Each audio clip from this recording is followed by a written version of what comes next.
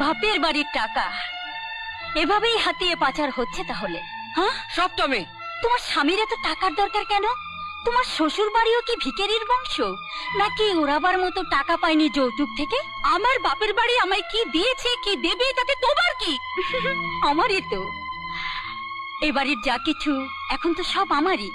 আমার ভবিষ্যৎ আমাকে ভাবতে হবে না? শ্বশুর বাড়ি ছেড়ে তুমি যেখানে পড়ে আছো, এখন তোমার শাশুড়ির গা হাত পা কে টিপে দিচ্ছে? সব তুমি। দাদা আর এক কাপ চা চেয়ে গেছে, এটা দাদাকে দিয়ে এসো। আর হ্যাঁ, গ্যাস ফুরিয়ে গেছে, আজ উনুনেই রান্না করতে হবে। দাদাকে চাটা দিয়ে কয়লাটা ভেঙে দিও। আমি কয়লা ভাঙবো? আমি কয়লা ভাঙতে জানি না। সে কি, লোকে সংসার ভাঙতে জানো আর কয়লা ভাঙতে জানো না? কি এত বড় কথা!